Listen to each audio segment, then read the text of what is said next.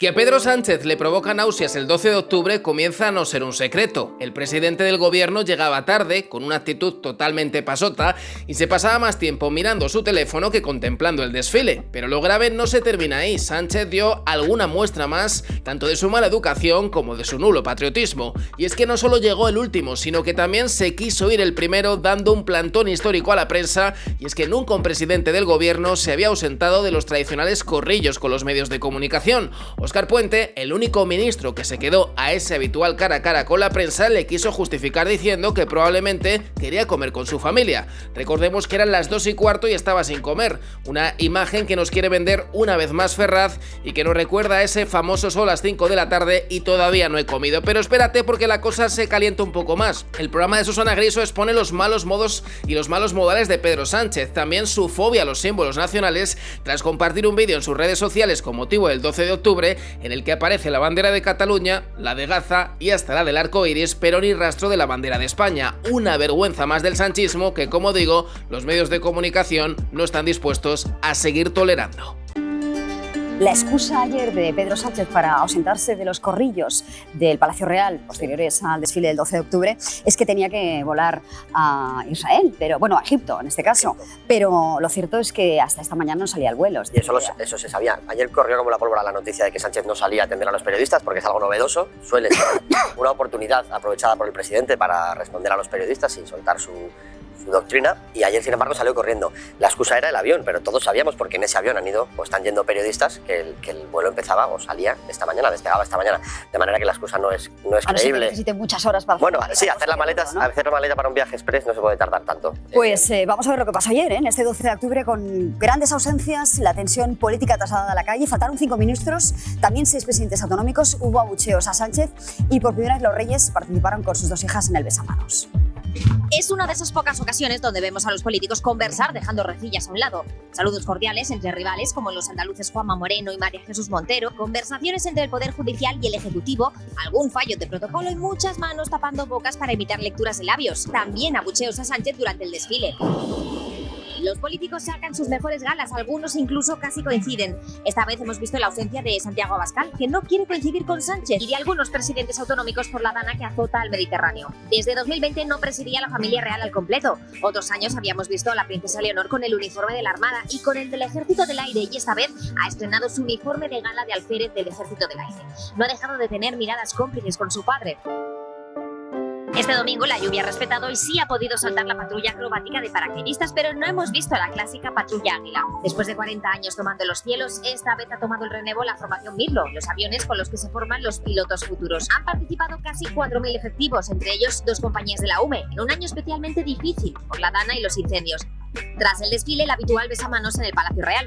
Más de 1.000 invitados han pasado por allí. Primero el presidente del gobierno, este año también sin Begoña Gómez, representantes del Estado, ministros, presidentes autonómicos y medio centenar de alcaldes afectados por la dana. Pues lo dicho, después del desfile llegó el besamanos, luego los corrillos y ahí el gran ausente por primera vez en nuestra historia democrática fue Pedro Sánchez.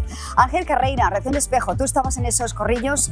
Cuéntanos, porque lo comentábamos ahora con Juan Fernández Miranda, ¿por qué se ausenta el presidente?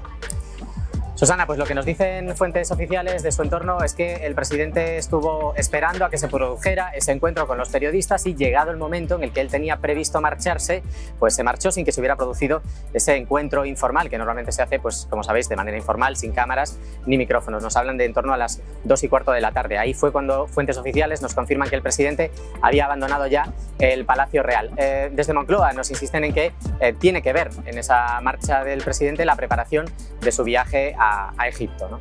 Bueno, lo dicho, es una excusa. ¿Qué comentaron sobre esa ausencia de los ministros y también el líder de la oposición? Sí, para Feijóo, Susana, esta ausencia dijo sin comentarios, más allá de que considera que no es fácil que el presidente pueda explicar, pueda hablar sobre todo lo que está pasando, y el único ministro que se quedó a hacer esos corrillos con los periodistas fue el ministro de Transportes, Óscar Puente, que dijo no saber porque el presidente se había marchado, pero sí que bromeó con un tono bastante informal, porque querrá comer con su familia, ¿no? Nos dijo. Quédense con que se ausentaron 21 ministros, o sea que no solo fue el plante del propio Pedro Sánchez. Tú has participado en esos corrillos, vamos a contar en qué consisten esos corrillos. Vamos, desde que eras un plomilla, desde que eras muy jovencito. Desde hace muchos años ya.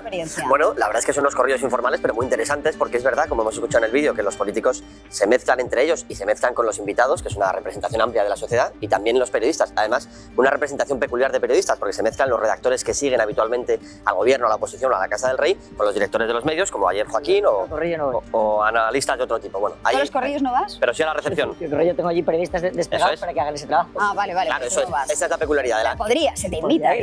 Bueno, puedes ir a un corrillo o puedes hablar tú individualmente con un político si así lo consideras. Al final hay una representación relevante y variada de los medios de comunicación.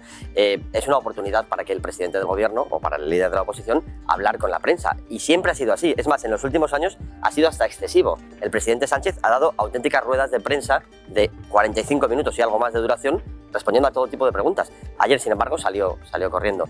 Y esto es sorprendente, porque no solo salió él corriendo, es que no hubo más que un ministro. Es decir, hubo una decisión de Moncloa de delegar en Óscar Puente. ¿Y cómo interpretáis esta decisión?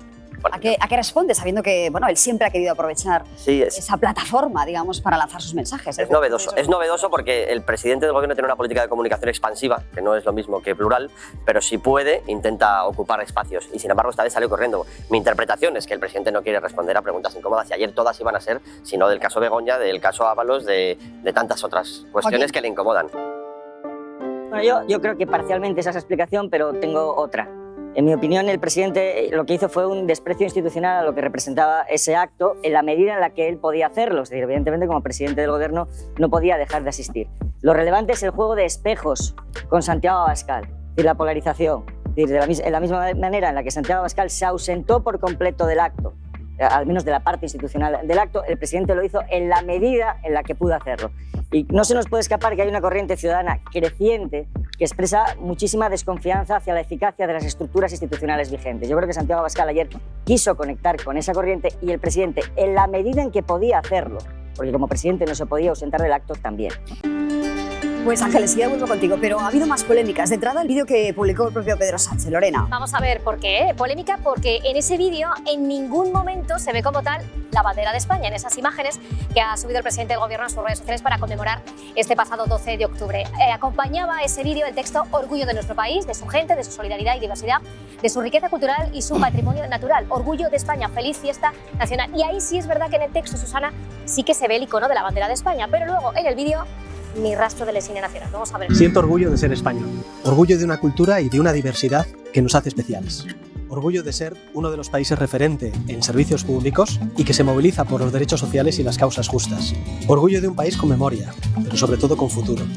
España es la suma de las grandes y las pequeñas cosas. Comentar sobre esa ausencia de la bandera. Sí, estoy de acuerdo en que hay una intención, no de los partidos conservadores, sino de las posiciones más extremas a la derecha, de apropiarse de los símbolos nacionales. Eso es verdad.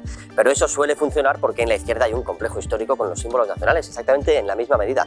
Y el presidente del gobierno tiene una relación extraña con la bandera, y su gobierno también. Y incluso su partido, el Partido Socialista, está incómodo por alguna razón que a mí se me escapa, porque los símbolos nacionales son símbolos pactados por todos y nos representan a todos.